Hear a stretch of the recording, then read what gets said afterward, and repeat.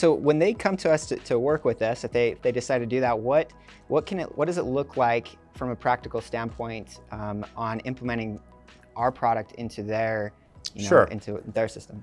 So there's generally, I would say, 3 stages that we'll go through with a customer. There's a sort of fact-finding and discovery phase where they tell us about their platform, what their expectations are, what the target vehicle platform is they want to run on, and what kind of time frame they're looking at. So we look at that and then we say, well, the first stage of this is to get a proof of concept, right? It's to take one of your existing target platform vehicles, pretty much bolt our navigation system onto it, and get it to perform a basic mission. Define a mission area, execute on the mission, avoid objects, deal with areas where GPS is denied, go in areas where use visual SLAM or dead reckoning, and then get back to its original base. That's kind of the basic thing that people bite off first. And the integration at that point is moderate. We're more sort of like, it's more of like bolting it on and making it go and proving we can do what it does. There's a whole nother step where it's commercialization and productization, and that's where they want it to be their solution. So that's more about migrating what we do in our prototype unit into a real piece of manufactured hardware, if you will, that runs our software and firmware.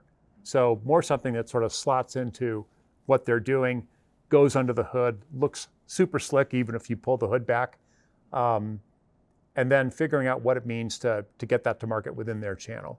So there's probably a fair amount of training that we do during that process to say this is how you're going to deploy and configure these vehicles and get them to run autonomously. But that's kind of the basic process. Yeah.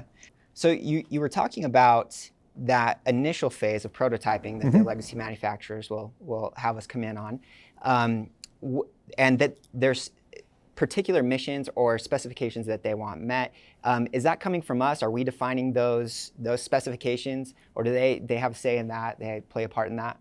Well, often they come to us with a pretty well-developed idea of what they want out of it. But on the other hand, we've been doing this longer than anyone else, and we typically have a mission we suggest to them, and it more often than not dovetails with exactly what they're looking for.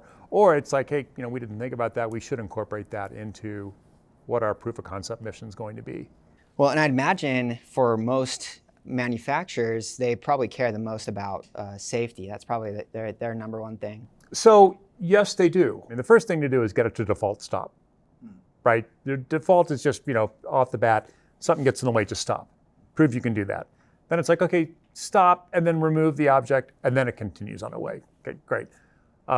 Then it's stop, figure out what the object is, and build a dynamic path around it based on recognize the object for what it is and what the dynamic path should be around it, whether it's a soccer ball, a kid, a garbage bag, a leaf blower, or a pile of water that they didn't know was there. So that's the tougher part, and that usually takes place after the original proof of concept during more of the commercialization process.